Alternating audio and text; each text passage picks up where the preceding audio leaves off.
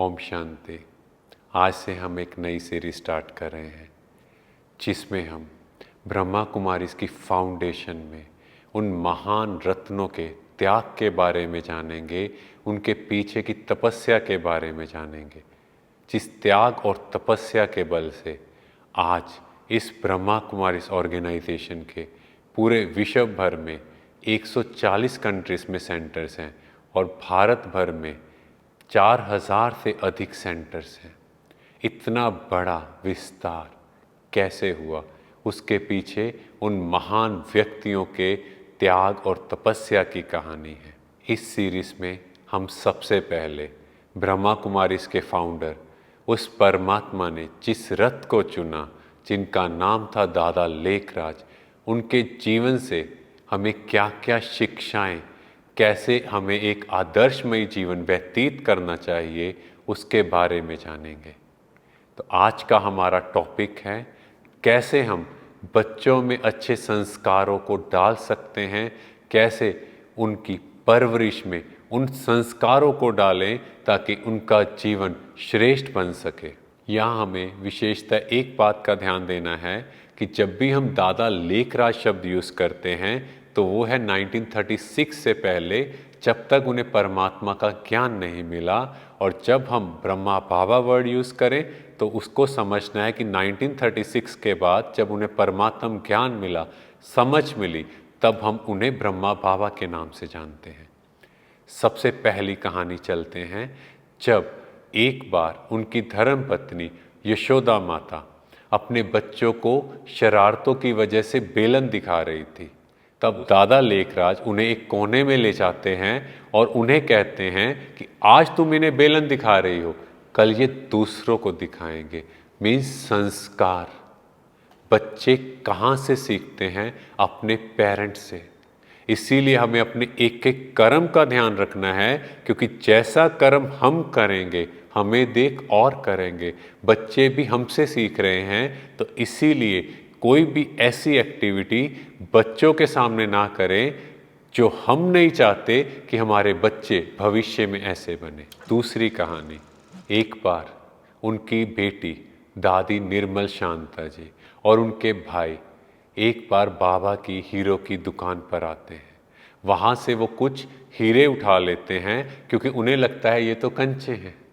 और जब दादा लेखराज को ये बात पता लगती है तो वो बहुत प्यार से बच्चों से पूछते हैं कि आपने वो हीरे कहाँ रखे हैं।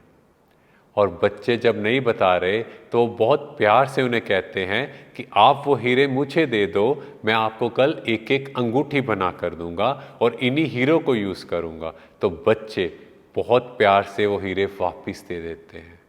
ये है प्यार की शक्ति। देखो आज के टाइम बच्चे कुछ गलती करते हैं तो पेरेंट्स क्या करते हैं? उन्हें डांटना शुरू कर देते हैं, उन पर हाथ उठाना शुरू कर देते हैं, जबकि दादा लेखराज कितने प्यार से उनसे बात कर रहे हैं। उल्टा उन्हें कह रहे हैं कि अगर ये आप दे दोगे तो उनको कुछ रिवॉर्ड मिलेगा। तीसरी कहानी, एक बार क्वीन एलिजाबेथ दादा लेखराज के पास कुछ हीरो के गहनों के लिए आते हैं और वो दादा लेखराज को अपने यहाँ पर बुलाते हैं। तो दादा लेखराज अपनी बेटी निर्मल शांता के साथ वहीं जाते हैं। तो जब वहाँ जाते हैं और दादा लेखराज का एक नियम था कि जो भी वो गहने बनाते थे वो सबसे पहले अपनी बेटी को पहनाते थे, क्योंकि उनको लगता था कि ये पवित्र देवियाँ हैं। और फिर वहाँ पर क्वीन एलिजाबेथ दादी निर्मल शांता को अपनी गोद में बिठा लेते हैं। और जैसे ही वो गोद में बिठाते हैं तो उस समय उन्होंने एक हीरो का बक्कल पहना हुआ था और उस बक्कल से ट्यून बजती थी। तो जैसे ही क्वीन एलिजाबेथ ने उन्हें गोद में उठाया तो वो ट्यून बजने लगी। तो उस ट्यून से क्वीन एलिजाबेथ ने कहा कि ऐसा ही सेम गहना मुझे चाहिए। तो दादा लेखराज ने कहा कोई बात नहीं, ये बन जाएगा। और जब वो घर आते हैं तो अपनी बेटी दादी निर्मल शांता को कहते हैं कि तुम ये हीरो का बक्कल मुझे दे दो। दादी निर्मल शांता उन्हें मना करते हैं, जैसे छोटे बच्चे जिद करते हैं कि नहीं मैं यही रखूंगी। तो देखो दादा लेखराज कितने प्यार से उन्हें कहते हैं क्या तुम बासी रोटी खाओगी? और दादी क्या कहते हैं, मैं क्यों बासी रोटी खाऊं? तो वो कहते तो फिर बासी गहना क्यों पहनोगे? मीन्स हर कर्म में कितनी शीतलता और कितनी दिव्यता, कितने प्यार से बच्चे को समझाया और उन्होंने वो बक्कल उन्हें वापस दे दिया। तो देखें कितनी शीतलता और दिव्यता उनके हर कर्म में थी कि प्यार से हर कर्म अपने बच्चों से करवा लेते थे। और अभी हम चौथी कहानी जहाँ से हम समझते हैं, क्योंकि अपने बच्चों से तो हर कोई प्यार से बात करेगा, वो कुछ गलती भी करेंगे तो हम क्या कहेंगे, कोई बात नहीं। पर जब दूसरों का बच्चा कुछ गलत करे, कोई सामान उठा ले, तब हम कैसे बिहेव करते हैं, ये भी दादा लेखराज से सीखे। एक बार उन्हें कुछ काम पड़ गया जिस वजह से वो अपनी दुकान से बीच में ही कार्य करते उठ के चले गए। वहाँ कुछ हीरे ऐसे ही पड़े थे और जब वो वापस आते हैं तो वो देखते हैं उनमें से कुछ हीरे गायब हैं, क्योंकि उनकी नज़र बहुत पैरवी थी। उन्होंने देख लिया कि हीरे वहाँ नहीं हैं, पर उन्होंने कुछ नहीं कहा। बहुत प्यार से अपने यहाँ काम करने वालों से पूछा कि मेरे पीछे यहाँ कौन आया था, तो उन्हें पता लगा कि एक सुनार के बच्चे आए थे। और वो बहुत धैर्यता से उनके घर जाते हैं और बहुत प्यार से छोटे बच्चे से पूछते हैं कि आपके बड़े भाई कह रहे थे कि जो आप हीरे लेकर आए हो वो आप मुझे वापस दे दो। तो छोटा भाई सोचता है कि बड़े भाई ने तो इनको सब बता दिया, तो वो जल्दी जल्दी से सारे हीरे उन्हें वापस कर देता है। पर देखो दादा लेखराज ने उन बच्चों पर हाथ नहीं उठाया, उन्हें डांटा नहीं, बट बहुत प्यार से उनसे वो हीरे लिए, पर उनको मिठाई भी खिलाई और कहा बच्चे ऐसा काम दोबारा नहीं करना, नहीं तो आपको जेल जाना पड़ेगा और चोरी करना गलत बात है। मीन्स कितने प्यार से उन्हें शिक्षा भी दी, उनसे वो हीरे भी वापस लिए, पर अपनी धैर्यता, अपना शिष्टाचार, उन मर्यादाओं को नहीं तोड़ा। और पांचवी कहानी, जब उन्हें परमात्मा का परिचय मिला, उसके बाद एक ही जगह पर 350 बच्चे, आप सोचो एक घर में एक या दो बच्चा हो तो कितनी मुश्किल हो जाती है, और यहाँ 350 बच्चे एक ही जगह इकट्ठे हो और सबके संस्कार अलग अलग और सबका नेचर कैसा होता है हम सबको पता है। पर जब कोई बच्चा गलती करता था तो ब्रह्मा बाबा ये सबको समझाते थे किसी भी बच्चे पर हाथ नहीं उठाना, क्योंकि ये उनके संस्कारों को खराब कर देगा। पर उनकी जो सबसे फेवरेट चीज़ हो, जो उन्हें बहुत पसंद हो, वो चीज़ उन्हें नहीं देना। या उनका कोई ऐसा मित्र हो जिनके बिना वो रह नहीं सकते, उस मित्र के साथ उनकी बातचीत बंद करवा देना और उस टाइम उन बच्चों को कम बुलाना, ताकि वो बच्चे बहुत प्यार से समझ जाए कि अगर हम ये गलती करेंगे तो हमारी फेवरेट चीज़ या फेवरेट फ्रेंड, उसके साथ हम बात नहीं कर पाएंगे। तो इस तरह से बहुत प्यार से जब वो समझाते थे तो धीरे धीरे बच्चों में चेंज आता गया और यही बच्चे पूरे विश्व में ब्रह्मा कुमारीज की सेवा के माध्यम बने, क्योंकि उनका बचपन का फाउंडेशन, बचपन के संस्कार बहुत स्ट्रॉन्ग थे। आज के सेशन में हम जानेंगे कि एक आदर्श दामाद को कैसा होना चाहिए। तो दादा लेखराज इसकी परफेक्ट एग्जाम्पल है। एक बार उनके मदर इन लॉ उनके घर आते हैं तो वह अपनी धर्म पत्नी यशोदा को कहते हैं कि तुम्हारी स्टेप मदर आई है। और जब वो ऐसे शब्द बोलते हैं तो उन्हें ध्यान नहीं होता कि उन्होंने ये स्टेप वर्ड यूज़ कर लिया, और उन्हें बाद में ये बहुत फील हुआ कि उन्होंने स्टेप मदर वर्ड यूज़ किया है। तो शाम को जब उनके मदर इन लॉ चले जाते हैं तो यशोदा माता उनकी धर्म पत्नी उन्हें कहते हैं कि आप भोजन कर लें। तो तब दादा लेखराज उन्हें पूरी बात बताते हैं कि आज उनसे गलती से ये वर्ड यूज़ हुआ और इसके पश्चाताप की वजह से वो भोजन नहीं करेंगे, और जब तक वो जाकर अपने मदर इन लॉ से माफ़ी नहीं मांगेंगे तब तक मैं कुछ भी ग्रहण नहीं करूँगा। यशोदा माता उन्हें समझाते हैं कि कोई बात नहीं, आप भोजन कर लो। पर दादा लेखराज अपनी बात पर अडिग रहे और अगले दिन सुबह अमृत वेले ही वो अपनी धर्म पत्नी यशोदा माता के साथ अपने मदर इन लॉ के घर जाते हैं।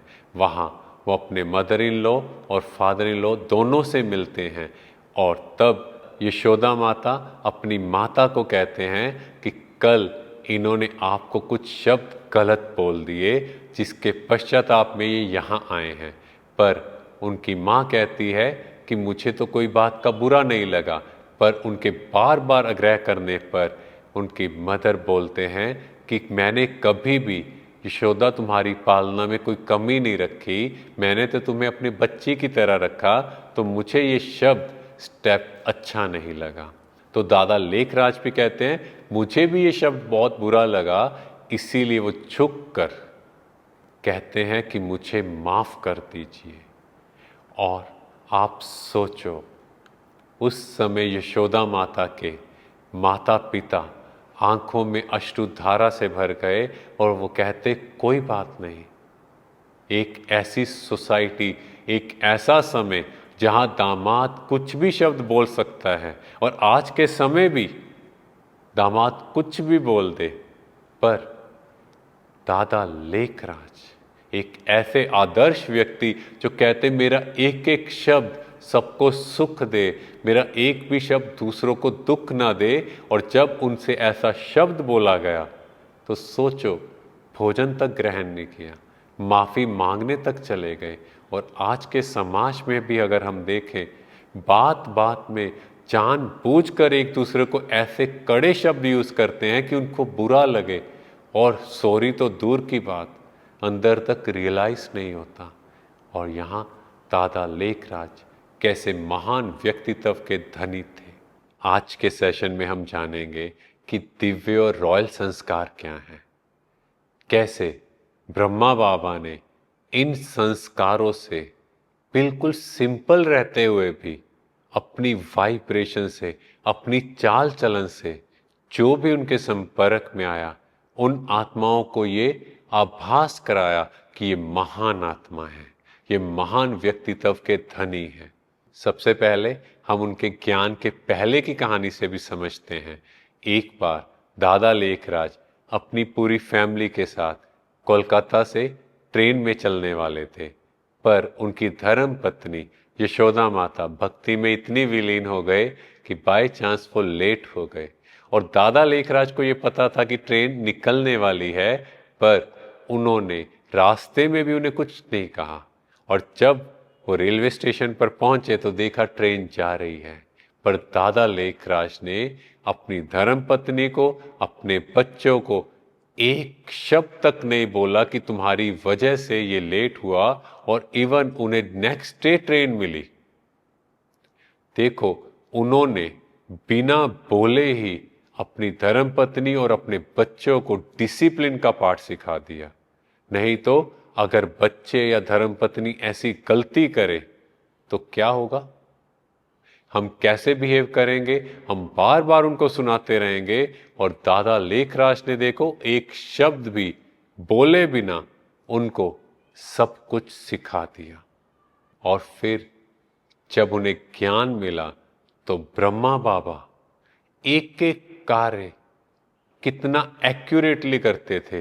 वो कहते थे कार्य कोई भी करो, चाहे झाड़ू लगाने का है, चाहे बर्तन मांजने का है, आपकी स्थिति टॉप की चाहिए, मीन्स आपके चेहरे पर सदा खुशी चाहिए। और ब्रह्मा बाबा के चेहरे पर कभी भी किसी ने चिंता या उदासी का चिन्ह नहीं देखा, चाहे उनके शरीर पर कितनी भी प्रॉब्लम्स आई या कहीं यज्ञ में बहुत सी बातें आई, पर उनका चेहरा सदा हर्षित मुख रहा।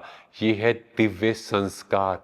और कैसे खाना पीना है, कैसे चलना है कि चलते हुए हमारी आवाज ना हो, और जब हम बातचीत करें तो मधुर मीठे स्वर में हो, वो आवाज लाउड नहीं हो। नहीं तो क्या होता है, जब हम एक्साइट हो जाते हैं तो लाउड बोलना स्टार्ट करते हैं और बहुत जल्दी जल्दी में बोलना स्टार्ट करते हैं। पर ब्रह्मा बाबा किसी भी बात में ऐसा नहीं कि जोश में आ जाएं, बहुत लाउड बोलना स्टार्ट करे, नहीं, हमेशा एक जैसे रहे। ब्रह्मा बाबा हमेशा बोलते थे, जब भी हम हंसे बहुत लाउडली हंसे ना। जैसे कई बार हम देखते हैं कई लोग बहुत लाउड आवाज में हंस रहे होते हैं, पर ब्रह्मा बाबा कहते हैं ये असुरों की निशानी है, क्योंकि बहुत लाउड बोलना, बहुत लाउडली हंसना ये भी दिव्य संस्कार नहीं है। क्योंकि देवी देवताओं को हमेशा मुस्कुराते हुए चेहरे के साथ दिखाया है और बहुत धीमे स्वर में बात करते दिखाया है। ये निशानी है दिव्य गुणों और दिव्य संस्कारों की। उसके बाद कई बार हम देखते हैं बार बार जमाई लेना, यॉर्निंग करना, तो ब्रह्मा बाबा को ये बिल्कुल पसंद नहीं था। वो कभी भी यॉर्निंग नहीं करते थे और ये निशानी है कि आपकी नींद की क्वालिटी पूरी नहीं, या फिर आपका उस बात में इंटरेस्ट नहीं। और हमें कैसा बनना है कि अपनी नींद को क्वालिटी करें। कई लोग कहते हैं कि हम कितने घंटे सोए, आप अपने शरीर से पूछो कि आपको कितनी नींद रिक्वायर्ड है, पर यॉर्निंग ये देवताई संस्कार नहीं है। और हम एक बहुत ब्यूटीफुल कहानी से इसे और अच्छे से समझ सकते हैं। एक बार ब्रह्मा बाबा बहुत चुस्कियों के साथ कुछ पी रहे थे, बहुत खुशी के साथ। तो ब्रिजमोहन भाई साहब वहां आते हैं और देखते हैं कि बाबा कुछ ले रहे हैं, बहुत टेस्टी होगा जो बाबा इतनी चुस्कियों के साथ ले रहे हैं। और वो बाबा को कहते हैं कि ये क्या आप पी रहे हो, तो बाबा उन्हें ऑफर करते हैं। और जब ब्रिजमोहन भाई साहब वो पीते हैं और वो कहते हैं ये तो बहुत कड़वा है, क्योंकि वो करेले का जूस था। पर ब्रह्मा बाबा मीन्स हर चीज में, चाहे कोई कड़वी भी है उसमें भी वो आनंद ले रहे हैं, उस रस का भी वो आनंद ले रहे हैं। अपने चेहरे पर उस कड़वाहट को नहीं आने दे रहे। मीन्स हमारा हर कर्म रॉयल हो, हमारा हर कर्म दूसरों को सिखलाने वाला हो। ऐसी प्रतिभा के धनी हमारे ब्रह्मा बाबा रहे। हम लोग देखते हैं कि हमारा जो नज़रिया है या देखने का वे है, वो सामने वाले के फाइनेंशियल स्टेटस या कहें धर्म या किसी न किसी रूप से चेंज होता है। या जो हमारे बहुत क्लोज होते हैं उनके लिए हमारा रवैया थोड़ा सॉफ्ट होता है, और जो थोड़े दूर होते हैं उनके लिए हमारा रवैया थोड़ा नियम कायदों वाला होता है। पर ब्रह्मा बाबा, जिनकी दृष्टि कोई किसी भी धर्म मजहब का हो, कोई भी फाइनेंशियल स्टेटस का हो, पर उनकी दृष्टि सबके लिए एक जैसी रही। ये समझते हम कहानी से, जब दादा लेखराज सिंध में थे तो वहाँ सिंध में बाथरूम की सफाई करने वाली एक माता आते थे, और दादा लेखराज उन्हें भी बहुत ऊंची दृष्टि से देखते थे। वो ये नहीं सोचते थे कि ये क्या काम कर रही है, नहीं, हर एक के प्रति श्रेष्ठ भाव। और इसके बाद जब उन्हें परमात्मा का ज्ञान मिला तो उनकी दृष्टि एकदम आत्मिक हो गई, सबको आत्मा रूप में देखते थे। एक बार मधुबन में कोई बहुत अमीर आता है तो बाबा उनको बहुत सौगात देते हैं, बहुत प्यार देते हैं। तो उनके अंदर ये भाव आता है कि मैं अमीर हूँ, इसीलिए मुझे इतना प्यार मिल रहा है, ये सौगात मिल रही है।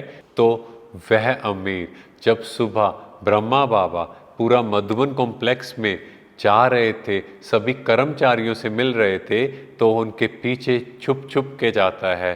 तो वो देखता है कोई एक बहुत गरीब था और उसके तन पर सही तरह से कपड़ा नहीं था। तो ब्रह्मा बाबा ने जो अपने ऊपर कपड़ा डाला था वो उस बच्चे के ऊपर डाल दिया। ये देखकर उस अमीर को बहुत शर्म फील हुई कि नहीं, ब्रह्मा बाबा की दृष्टि चाहे अमीर है चाहे गरीब है, सबके लिए एक समान थी। और इवन वहाँ दादियाँ भी जब ब्रह्मा बाबा सुबह जाते थे तो उनके साथ साथ चलती थी, क्योंकि बाबा जब देखता था किसी के पास कपड़े नहीं है, किसी को ठंड लग रही है, तो जो उन्होंने पहना होता था वही उन बच्चों को पहनाते थे, क्योंकि अंदर में सदा देने का भाव था और ये था कि किसी को ठंड ना लगे। और इसके बाद आप देखो क्लास में छोटे से छोटे बच्चे भी होते हैं और वृद्ध से वृद्ध भी होते हैं, और बाबा क्या कहता था कि मैं सबको आत्मा रूप में देखता हूँ, सबको इस ज्ञान को लेने का हक है। ऐसा नहीं कि ये छोटा बच्चा इसको क्या समझ आएगा, नहीं, ये आत्मा है, इसका भी ज्ञान का इक्वल राइट है, इसको भी राइट है कि उस भगवान का ज्ञान ले, क्योंकि बचपन में दिव्यता के संस्कार जल्दी डाले जा सकते हैं। और आगे देखें, जो माली मधुबन में फूलों की केयर करता था, और वो माली भी जब ब्रह्मा बाबा ने शरीर छोड़ा तो वो कहता है कि बाबा तो बाबा है, कि वो मुझे आज तक उन्होंने कभी भी माली बच्चे के बिना नहीं बुलाया, हमेशा बच्चा कहकर बोलते थे, माली बच्चे, कि इतना प्यार मुझे किसी ने नहीं दिया। और कहता मैंने इतनी जगह काम किया पर ऐसे प्यार से कोई नहीं बोला। और इवन जो कंस्ट्रक्शन का काम करता था भाई, जो चिनाई करता था, बाबा उन्हें भी गलबा बच्चा कहकर बोलते थे कि बच्चे आज ये करना है, आज ऐसे करना है, इतना प्यार से कहते। तो देखो कितना सबके प्रति एक जैसा भाव। और इसको हम एक और कहानी से समझें कि जैसे ब्रह्मा बाबा ने खुद को समर्पित किया, तो यज्ञ में उन्होंने अपना तन मन धन लगा दिया, जो भी धन कमाया था सब कुछ यज्ञ के नाम विल किया। पर उनकी धर्म पत्नी को आप देखो, यज्ञ में झाड़ू लगा रहे हैं, उनको कोई एक्स्ट्रा रैंक नहीं दिया। नहीं तो पति एक जगह आए और उसने धन लगाया हो तो पत्नी का रुतबा अपने आप बढ़ जाता है, पर यहाँ पर सबके प्रति आत्मा का भाव रखा, यहाँ तक कि उनकी पत्नी, बच्चे, बहू सब उनको बाबा कहकर बुलाते थे, क्योंकि बाबा की सबके प्रति समदृष्टि थी, सबके प्रति एक जैसा भाव था। आजकल हम देखते हैं कि घर में 4 लोग भी इकट्ठे नहीं रह पाते, और यहाँ ब्रह्मा कुमारीज ऑर्गेनाइजेशन में कितने हजारों भाई बहन हैं जो इकट्ठे रह रहे हैं। ये संगठन इतना पावरफुल कैसे बना, कैसे एक दूसरे के साथ मिलकर इतने बड़े बड़े कार्य कर रहे हैं, ये ब्रह्मा बाबा ने प्रैक्टिकल में दिखाया है। पहले हम जानते हैं, ज्ञान के पहले की कहानी से समझते हैं, जो है विश्वास और पालना का संस्कार। ट्रस्ट सबसे पहली फाउंडेशन है, नींव है किसी भी संगठन को मजबूत बनाने की। दादा लेखराज जब अपनी दुकान पर एक बार काम कर रहे थे तो उन्हें बीच में कहीं जाना पड़ा, तो जो हीरो का काम कर रहे थे उन हीरो को वैसे ही रखकर चले जाते हैं, और कुछ टाइम बाद जब वो वापस आते हैं तो उनमें से कुछ हीरे कम थे। तो दादा लेखराज का ये संकल्प नहीं चला कि मेरे यहाँ जो काम कर रहे हैं इनमें से किसी ने चुराया होगा, नहीं, उनका एक बार भी ऐसा थॉट नहीं चला। इसके पीछे का रीज़न कि उनका ट्रस्ट था, और उसके साथ साथ वो अपने यहाँ जो भी काम करते थे उनके परिवार की भी पूरी पालना करते थे, उनका पूरा ध्यान रखते थे। तो जब हमने एक बड़ा संगठन बनाना हो, हमने लाइफ में कुछ बड़ा करना हो, तो जो लोग हमारे साथ हैं उन्हें हमें अपने साथ लेके चलना भी आना चाहिए। दूसरा है डेलीगेशन। अगर आप देखो, ब्रह्मा बाबा ने एक एक डिपार्टमेंट बनाया, एक एक भाई बहन की ड्यूटी लगाई कि ये डिपार्टमेंट आपने देखना है, ये काम आपने देखना है। जब तक डेलीगेशन नहीं होगी तब तक कोई भी कार्य में सफलता नहीं मिल सकती। जब हम ये सोचेंगे कि सब कुछ मैंने ही करना है तो आगे नहीं बढ़ सकते। और इसीलिए अगर आप देखो तो एक एक भाई बहन को इतना ट्रेंड किया कि आज तक दादियों के बाद दीदियां आ गए, उनके नेक्स्ट भी आ गए, पर अभी तक एक एक डिपार्टमेंट सेट है, एक एक कार्य ऐसी विधि से हो रहा है कि आज भी लोग हैरान हो जाते हैं कि कैसे ये संस्था बिना किसी कंट्रोवर्सी के और इतनी यूनिटी के साथ काम कर रही है। तीसरी चीज़, एक दूसरे के अवगुण नहीं देखने, क्योंकि आजकल हम देखते हैं जहाँ भी फैमिली होती है, जहाँ भी लोग इकट्ठे होते हैं, सबसे पहली चीज़ एक दूसरे की डिसक्वालिटीज़ को देखते हैं। नहीं, बाबा हमेशा कहते थे सबके गुण को देखो। कई बार कुछ ऐसे बच्चे भी थे तो सब कंप्लेंट करते थे बाबा ये कोई काम का नहीं, और बाबा कहता था नहीं, हर आत्मा में कोई ना कोई विशेषता है। जैसे एक भाई के लिए सब भाई बहनों ने बोला कि नहीं ये कोई काम का नहीं, पर बाबा ने कहा इसमें एक विशेषता है कि बाबा को कहीं भी जाना होता है ये भाई समय से पहले पहुंच जाता है। मीन्स हर आत्मा में कोई ना कोई विशेषता है, हमें उस विशेषता को देखना है। बाबा कभी भी किसी की कमी कमजोरी नहीं सुनता था। वो कहते थे अगर हम किसी की कमी कमजोरी सुनेंगे तो उसके प्रति हमारा भाव भी बदल जाएगा। हमेशा हर एक के प्रति समदृष्टि रखो, हर एक की क्वालिटी को देखो, हर एक को आगे बढ़ाना सीखो, तभी हम एक ग्रुप में एक संगठन में रह सकते हैं। और फिर बाबा हमेशा बोलते थे निंदा हमारी जो करे मित्र हमारा होए, कि जो हमारी निंदा करता है और देखा जाए वो हमें आगे बढ़ा रहा है, क्योंकि हमारा ध्यान ही नहीं जाएगा उस कमी कमज़ोरी की तरफ। पर अगर वो हमारी कमी कमज़ोरी हमें नोटिस में ला रहे हैं, मीन्स हमें वो आगे बढ़ा रहे हैं। और जो पर चिंतन है वो पतन की जड़ है। जितना मैं सोचता हूँ कि फलाना ऐसा है, वो ऐसा कर रहा है, उसके साथ ये होना चाहिए, तो एक तरह से मैं लो एनर्जी से कनेक्ट होता गया और मेरा अपना जो एम था, जो लक्ष्य था, वो नीचे गिरता जाएगा। मैं उस तरफ आगे बढ़ ही नहीं पाऊंगा। जैसे अर्जुन से पूछा गया तुम्हें क्या दिखाई दे रहा है, और अर्जुन कहते हैं मुझे मछली की सिर्फ आंख दिखाई दे रही है, अपना लक्ष्य दिखाई दे रहा है, और बाकी सब क्या कह रहे हैं, मुझे पानी दिखाई दे रहा है, मुझे मछली दिखाई दे रही है। वैसे ही अगर संगठन में भी रहना है और आगे बढ़ना है तो सिर्फ खुद को देखो, उस परमात्मा को देखो, अपने लक्ष्य को देखो, तभी हम आगे बढ़ सकते हैं, तभी हम एक सैंपल बन सकते हैं और लोग कहेंगे वाह वाह। और फिर ब्रह्मा बाबा हमेशा कहते थे हमारा जन्म हीरे तुल्य है, इसीलिए हमारा हर शब्द हीरे जैसा हो। मीन्स वो वर्ड हाई एनर्जी को कैरी करे, किसी को दुख ना दे। अगर हम ये कुछ टिप्स ही फॉलो कर ले तो हम हर तरह के संगठन में रह सकते हैं। कई लोग कहते हैं कि मुझे यहाँ का संगठन नहीं अच्छा लगता, वहाँ का संगठन नहीं अच्छा लगता, मैं ग्रुप में नहीं रह सकता। तो देखना चाहिए कहीं ना कहीं कोई कमजोरी है जो हम सबके साथ इकट्ठे नहीं चल सकते। आजकल हम देखते हैं हल्की सी बात आती है, छोटी सी परिस्थिति होती है, पर हमारी स्थिति एकदम डिस्टर्ब हो जाती है। हम कहते हैं मेरे साथ ऐसा क्यों हुआ, भगवान ऐसा क्यों किया। और ब्रह्मा बाबा इतनी बड़ी से बड़ी बातें आई, पर सदा उन बड़ी बातों को भी छोटा कर दिया। इनको हम कुछ कहानियों से जानेंगे। एक बार कराची में बहनें बस में जा रही थी, उसमें बहुत सी कन्याएं भी थी, और अचानक से एक्सीडेंट से वो बस उलट गई। कईयों को चोटें भी लगी और कईयों के खून भी निकला।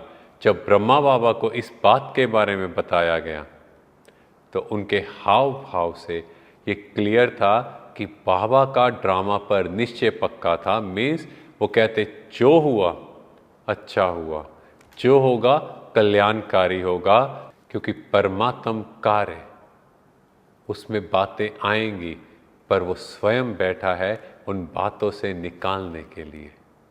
जब यज्ञ भारत के लिए स्थानांतरित हो रहा था तो दीदी मनमोहिनी जी को ये ड्यूटी दी गई, और उन्होंने ब्रिज कोठी माउंट आबू में ये जगह फाइनल की।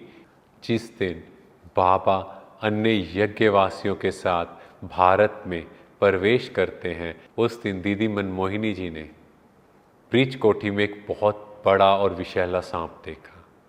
और जब वो बाबा को मिलते हैं तो बाबा को बताते हैं कि वहाँ पर तो विशैले सांप हैं, बहुत बड़े बड़े सांप हैं, मुझसे शायद उस जगह की सिलेक्शन में गलती हो गई। पर बाबा देखो एकदम डिटैच रहे, उस बड़ी बात को भी छोटा कर दिया। कहा कि हम सब भी तो अंदर के विषैले सांपों को ही तो खत्म कर रहे हैं, अंदर के विकारों को ही तो खत्म कर रहे हैं, और इन विकारों के सामने उन जहरीले सांपों का विकार क्या है।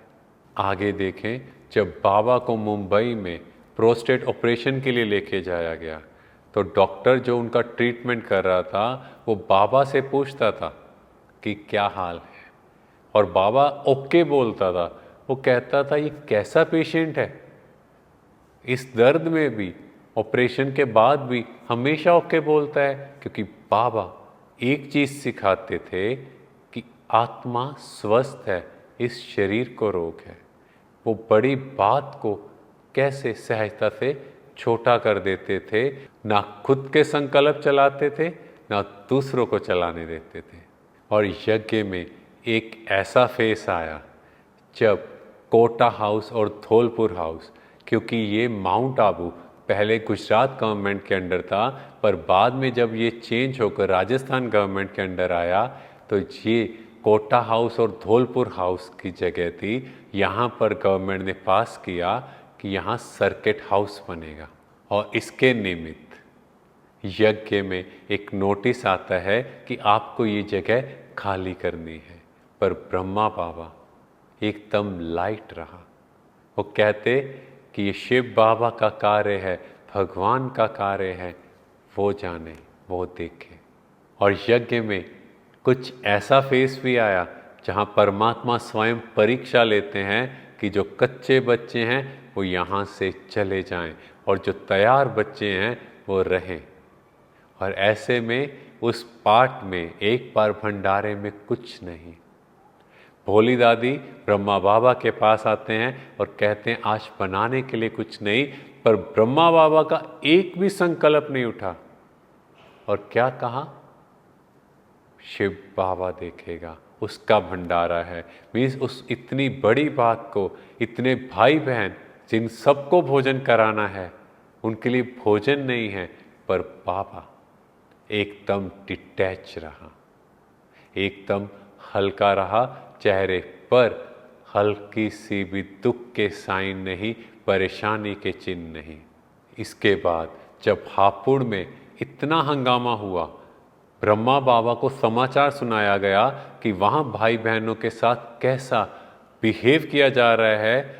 कुछ भाई बहनों के गले में जिंदा सांप तक डाल दिया गया, बिल्डिंग को आग लगाने तक की कोशिश की गई, पानी के अंदर जहर तक डाल दिया। पर बाबा ने कहा ये ड्रामा है, ड्रामा की भावी, और कहा बस उस परमात्मा से योग लगाते रहो और ये विघ्न भी हट जाएगा, और कुछ ही दिनों में सत्य की जीत होती है। और इसके बाद एक ऐसा पेपर जो हम सबको पता है कि लाइफ में आएगा ही आएगा, जब उनकी धर्म पत्नी यशोदा माता ने शरीर छोड़ा तो भी ब्रह्मा बाबा ने क्या कहा, अम्मा मरे तो भी हलवा खाना, हलवा नहीं हलवा। मीन्स ज्ञान अमृत पीना है, कुछ भी हो जाए उस परमात्मा के ज्ञान से ऐसी परिस्थितियां भी सहजता से निकल जाती हैं। और जब यहाँ की फर्स्ट एडमिनिस्ट्रेटिव हेड मम्मा जगदम्बा सरस्वती ने शरीर छोड़ा तो सभी भाई बहनों की स्थिति थोड़ी ऊपर नीचे थी कि मम्मा कैसे चली गई, पर बाबा एकदम अडिग रहे, एकदम स्थिर रहे, और कहा यदि मम्मा के शरीर छोड़ने से किसी को क्षति पहुंचती है तो मैं हूं, क्योंकि मम्मा यज्ञ का कार्य करने में पूरी तरह से उन्हें सहयोग देती थी। और ये भी समझने की बात है, इतना बड़ा यज्ञ का विस्तार, और उस समय ब्रह्मा बाबा की एज भी अराउंड 90 थी, पर फिर भी बाबा एकदम स्थिर रहा। जब उनके लौकिक भाई के बेटे दादा विश्व किशोर ऑपरेशन के लिए मुंबई गए और उन्हें पता था उनकी तबीयत खराब है, तो ब्रह्मा बाबा पूरी रात उनके लिए जागकर योग करते रहे, उनको वाइब्रेशंस देते रहे। पर जैसे ही सुबह उन्हें पता लगा कि दादा ने शरीर छोड़ दिया तो वो एकदम डिटैच हो गए।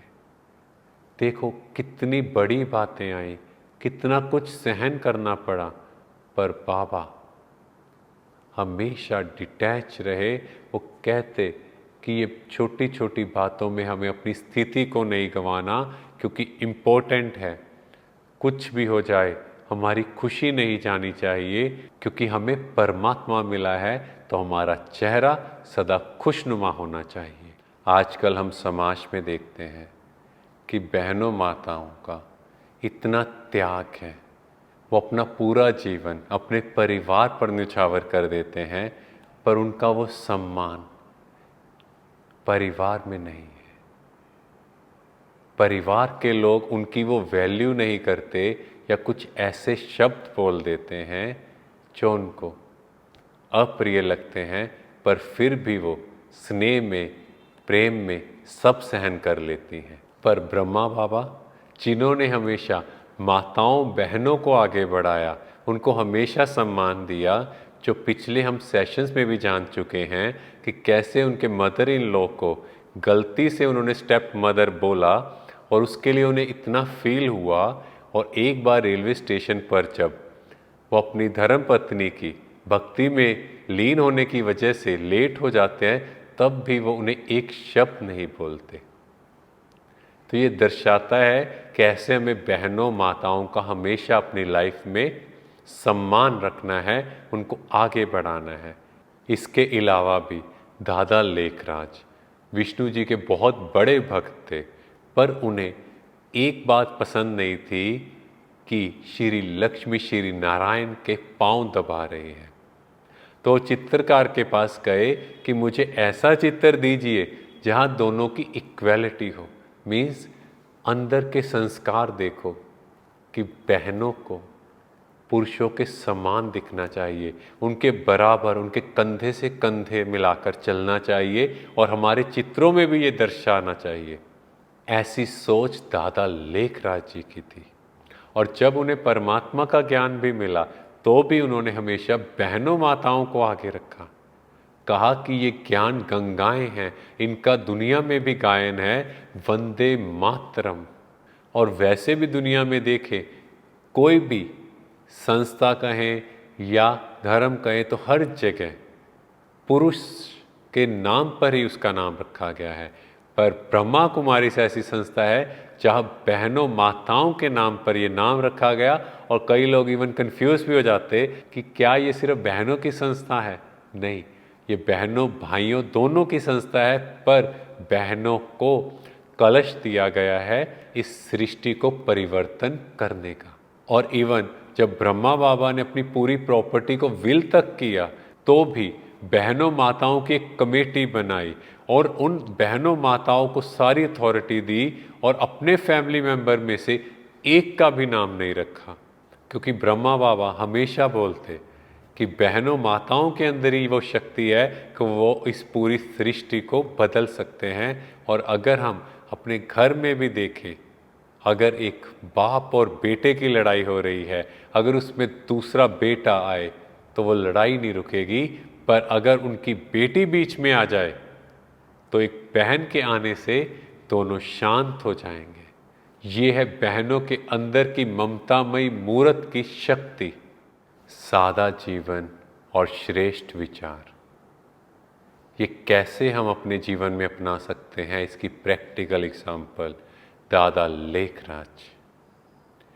उनको कितना बड़ा टाइटल मिला हुआ था कि खिदरपुर का नवाब उन्हें कहा जाता था, और कितना बड़ा उनका बिजनेस था कि मुंबई, कोलकाता और सिंध, हैदराबाद जो पाकिस्तान में है, कितना बड़ा बिजनेस उनका।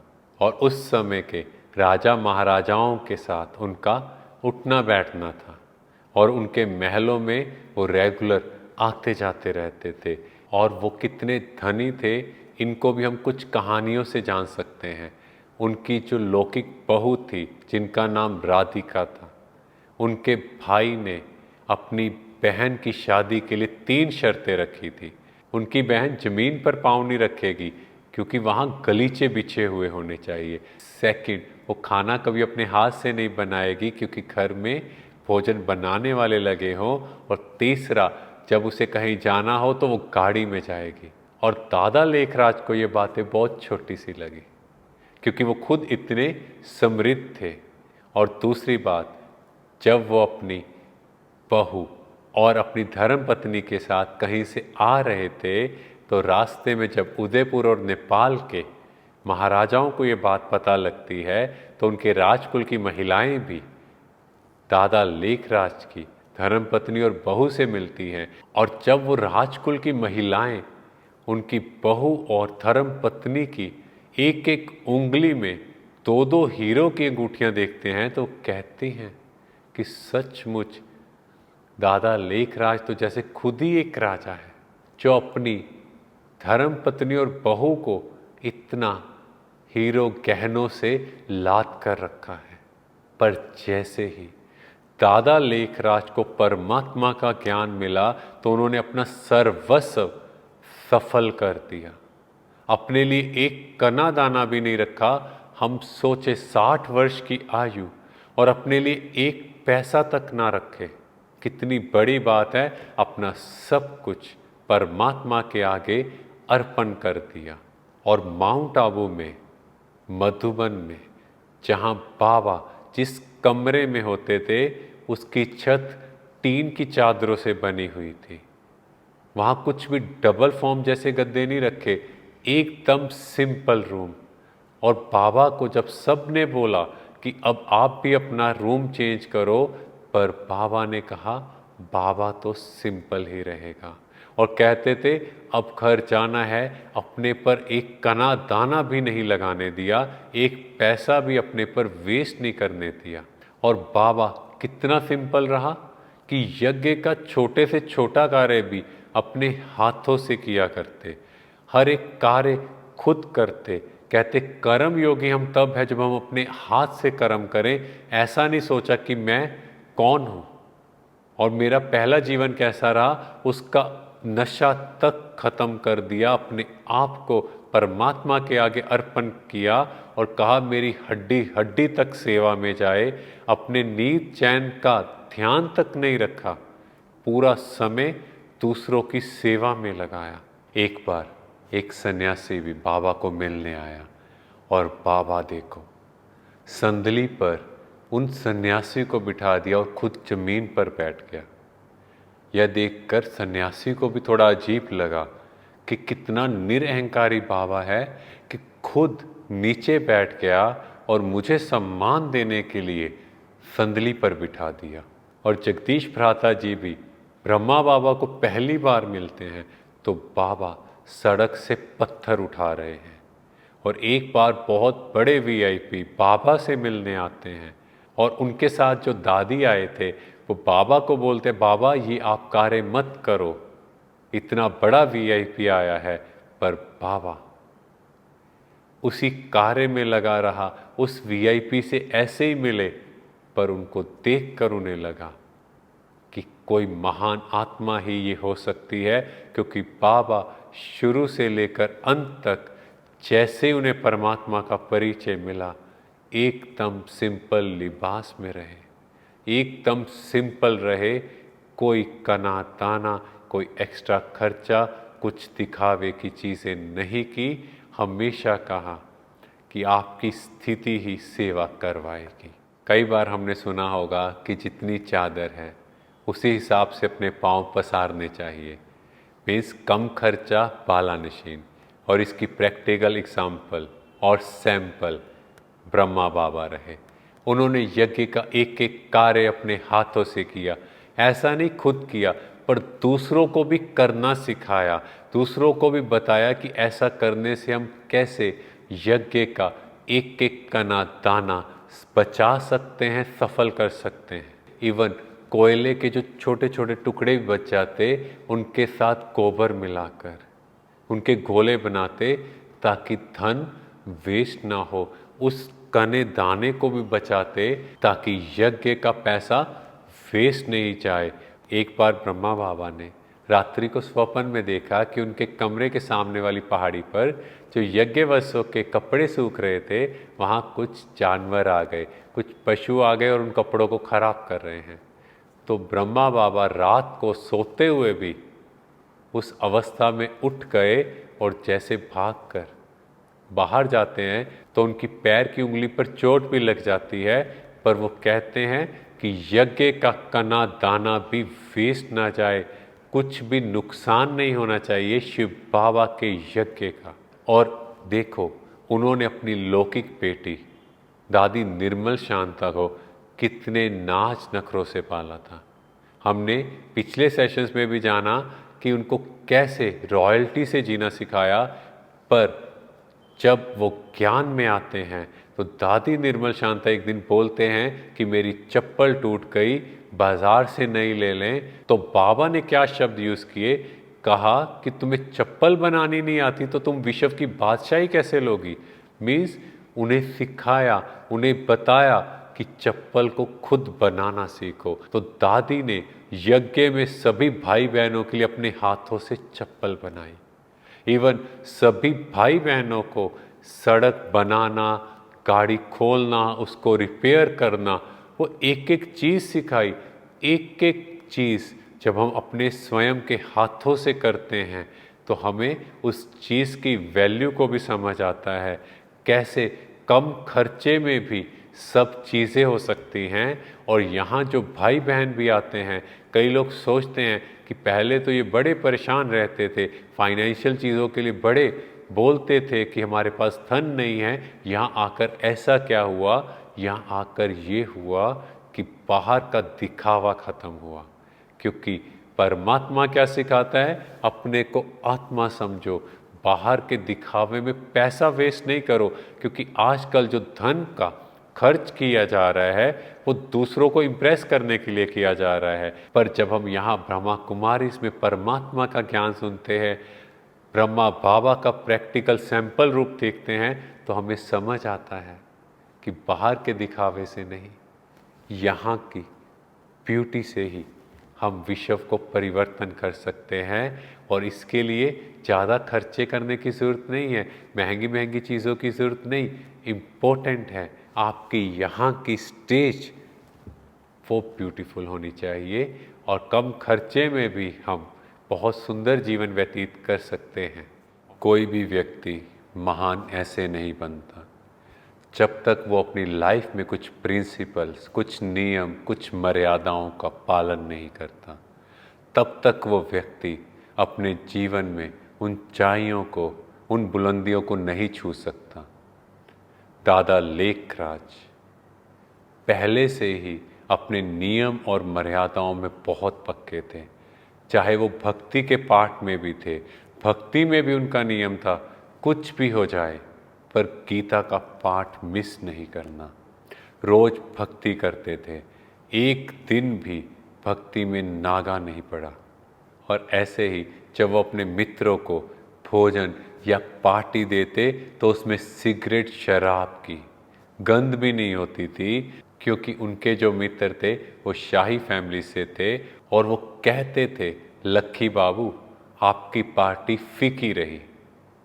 पर दादा लेखराज उन्हें कहते थे, तुम्हारे लिए क्या मैं अपना धर्म छोड़ दूं? तुम तो मुझे कागज़ के नोट देते हो, पर मैं तो तुम्हें सच्चा हीरा देता हूं। मतलब कुछ भी हो, नियम कायदों में नो कॉम्प्रोमाइज। और जब उन्हें परमात्मा का ज्ञान मिला तो ब्रह्मा बाबा को पवित्रता की धारणा के लिए कितना सहन करना पड़ा, कितना कुछ उनके कैरेक्टर तक बात आई। पर उन्होंने कहा, ये परमात्मा की आज्ञा है, कुछ भी हो जाए मैं नियम कायदों को नहीं तोड़ सकता।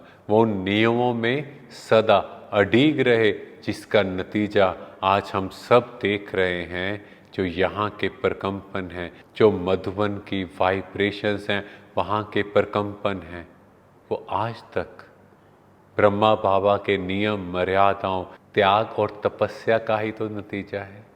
एक बार जब ब्रह्मा बाबा बीमार हुए तो उन्हें ब्लड ट्रांसफ्यूजन करवाना था, उन्हें ब्लड लेना था। पर बाबा नियमों में इतने पक्के, वो कहते ये शरीर छूट जाए पर इस तन में किसी भी विकारी का खून नहीं आ सकता। वो बात अलग है कि परमात्मा के आदेश से उन्होंने ब्लड लिया, क्योंकि परमात्मा ने खुद रिस्पॉन्सिबिलिटी ली। पर नियम कायदों में इतने पक्के कि शरीर चला जाए पर मर्यादाएं न टूटे। चाहे बाबा कितने भी बीमार हुए, कोई भी बात हुई पर अमृत वेले से लेकर रात तक अपने नियमों में पक्के रहे। कुछ भी हो जाए हमेशा अमृत वेला किया। जिस दिन से परमात्मा का ज्ञान मिला, लास्ट डे तक एक दिन भी परमात्मा के महावाक्य, एक दिन भी क्लास मिस नहीं की। ये ब्रह्मा बाबा ने सब बच्चों को प्रैक्टिकल में करके दिखाया। आजकल हर कोई सच्चे प्यार की बात करता है, और वो सच्चा प्यार क्या समझते हैं, वो इस शरीर के प्यार को सच्चा प्यार समझते हैं। पर सच्चा स्नेह, सच्चा रूहानी स्नेह है, वो है आत्मा का आत्मा से प्यार, जो ब्रह्मा बाबा ने हर एक आत्मा को करके दिखाया। यज्ञ में उनकी बहू, बेटी, धर्मपत्नी, उनके बेटे तक इस यज्ञ में थे, पर सबको उनसे क्या भासना आई, उनको बाबा कहने लगे। चाहे वो पहले कुछ भी रिलेशन में थे, पर सबको यही भासना आई कि ये हमारे बाबा हैं। मीन्स वो प्योर लव जैसे बाप बच्चों से करता है, ऐसा प्यार सबको दिया। जब मम्मा ने भी शरीर छोड़ा तो भी बाबा ने क्या कहा कि वो महान आत्मा थी। उस आत्मा को याद किया, उसके तन को याद नहीं किया, और कहा कि आत्मा ने तो शरीर छोड़कर दूसरा पार्ट प्ले करना है। तो हर आत्मा को बहुत स्नेह से प्यार भरी वाइब्रेशंस दो, ताकि वो जहाँ भी जाए वो सदा खुश रहे। और जब दादा विश्व किशोर ने शरीर छोड़ा, तब भी बाबा ने पूरी रात उनके लिए योग किया। पर जैसे ही सुबह पता लगा कि उन्होंने शरीर छोड़ दिया, तो भी बाबा डिटैच रहा। और जब उनकी धर्मपत्नी संतरी दादी उनकी कुछ लास्ट समय की पिक्स, फोटोज लेकर बाबा के सामने आती है, तो बाबा ने कहा कि ये धन को वेस्ट करना हुआ, आपको इस धन को वेस्ट नहीं करना चाहिए, क्योंकि बाबा का तो आत्मा से स्नेह है, इस शरीरों से नहीं। बाबा को उस आत्मा से स्नेह था। तो यहाँ से कितना ब्यूटीफुल मैसेज हमें मिलता है कि हमारा जो स्नेह है वो आत्मा से होना चाहिए। और सच्चा स्नेह वो तभी कहलाएगा अगर उनमें से कोई शरीर भी छोड़े तो भी हम उनको बहुत प्रेम से याद करें। इसके अलावा बाबा के पास कई बार कुछ ऐसे लोग भी आते थे जो शरीर में बाबा से विपरीत थे, पर बाबा से स्नेह पाकर वो भी उन्हें बाबा बाबा कहते। मीन्स बाबा उनको भी इतना आत्मिक प्यार देता, क्योंकि ये जो आत्मिक प्यार है इसमें कुछ एक्सपेक्टेशंस नहीं है, इसमें तो सिर्फ देने का भाव है। तो हम भी अपनी लाइफ में ऐसे सच्चे प्यार को अपनाएं कि कोई भी व्यक्ति किसी भी धर्म मजहब का हो, हम सिर्फ उसे आत्मा देखें, तभी हम इस सच्चे रूहानी स्नेह को एक्सपीरियंस कर सकते हैं। भारत की संस्कृति में हमेशा देने का ही भाव रहा है, सदा देते जाओ। और इसी बीच ब्रह्मा कुमारीज में भी यही सिखाया जाता है कि जो आप देंगे वही वापस आएगा। इसीलिए हमेशा अच्छी बातें देते जाएं, कभी किसी से मांगना नहीं, क्योंकि मांगने से मरना भला। तो दादा लेखराज, जिनका हमेशा से ही संस्कार देने का रहा, भक्ति मार्ग में भी वो हमेशा दान देते जाते थे। हमेशा अपने बच्चों को भी सिखाया कि आप जितना हो दान देते जाओ, क्योंकि जितना आप दान करेंगे उतना परमात्मा आपको देगा। एक बार उनकी बेटी दादी निर्मल शांता ने अपनी सोने की चूड़ियाँ दान में दे दी, और जिस बहन को दान में दी वो अगले दिन उनकी मदर के पास आते हैं, यशोदा माता को कहते हैं कि आपकी बेटी ने मुझे ये सोने की चूड़ियाँ दे दी हैं। और दादा लेखराज पास में ही बैठे थे। वो कहते हैं कि हम दान दी हुई चीज़ वापस नहीं लेंगे, कि एक बार जो दे दिया वो दे दिया। मीन्स देने का भाव, सदा देते जाओ। और जब उन्हें परमात्म ज्ञान भी मिला, तो ब्रह्मा बाबा ने कितनी भी बातें यज्ञ में आई, ऐसा पाठ भी आया जब कना दाना नहीं था, पर बाबा ने किसी से मांगा नहीं। कई लोगों ने कहा कि हम ये चीज़ दान कर देंगे, पर बाबा ने नियमों कायदों में कोई कॉम्प्रोमाइज़ नहीं किया। कहा मांगने से मरना भला। और कईयों ने कहा आप कुछ नियमों को थोड़ा सा मोल्ड कर दो, कुछ ऐसे कर लो तो हम इतना धन सफल कर देंगे, हम ये कर देंगे। पर बाबा ने कहा नहीं, ये परमात्मा का यज्ञ है और हम किसी से मांग नहीं सकते। उसको पता है कि ये यज्ञ कैसे चलाना है। पर मांगना क्या सिर्फ यही है? दूसरों से रिस्पेक्ट मांगना, दूसरों से केयर मांगना, थोड़ी एक्स्ट्रा केयर कर दो, थोड़ा प्यार दे दो, थोड़ा मेरा बात मान लो, थोड़ा मेरे अकॉर्डिंग चल लो, ये सब क्या है? ये मांगने के ही तो संस्कार हैं। नहीं, हम जो चाहते हैं कि दूसरे जैसा हमसे बिहेव करें, पहले हम देना शुरू करें, हम देते जाएंगे तो दूसरे भी वैसा बिहेव करते जाएंगे। आजकल हम किसी से मिलते हैं तो सबसे पहले हमारी दृष्टि किस तरफ जाती है? उनके अंदर की कमी कमजोरी की तरफ। हम क्या ढूंढते हैं? उनकी डिसक्वालिटीज़ को, उनके अवगुण को। पर ब्रह्मा बाबा हमेशा हर एक के अंदर की पॉजिटिव क्वालिटी को देखते थे। वो कहते थे हर वस्तु से गुण उठाओ, इवन प्रकृति की एक एक वस्तु से हमें गुण उठाना है। जैसे चंद्रमा कितना शीतल है, हमें भी अपने जीवन में शीतलता को अपनाना है। कोई भी बात परिस्थिति आए, यहाँ ठंडे रहना है, क्योंकि हीरे और पत्थर में यही फर्क है कि हीरा जो है कितनी भी धूप हो वो ठंडा रहता है और पत्थर गर्म हो जाता है। हम गुलाब के फूल को देखें तो हमेशा खिला हुआ रहता है, कितना ब्यूटीफुल लगता है, इसीलिए देवताओं पर अर्पित किया जाता है। मीन्स हमारा चेहरा सदा खुशनुमा हो, क्योंकि हम भी देखें जो खुशनुमा होते हैं उनको देखकर वैसे ही दिल खुश हो जाता है। तो हम हमेशा अपने चेहरे से खुशियाँ दूसरों को बांटें। और रात की रानी वो क्या करती है? रात को सुगंध देती है। तो इस कलयुगी दुनिया में हम भी ऐसे बने कि हमारी सुगंध, हमारी फ्रेग्रेंस चारों ओर फैले। वो है दिव्य गुणों की फ्रेग्रेंस। और आँख के फूल मीन्स कड़वे बोल मत बोलो, कड़वे नहीं बनो। ये हमें आँख के फूल से समझना है, क्योंकि कोई भी उन्हें पसंद नहीं करता।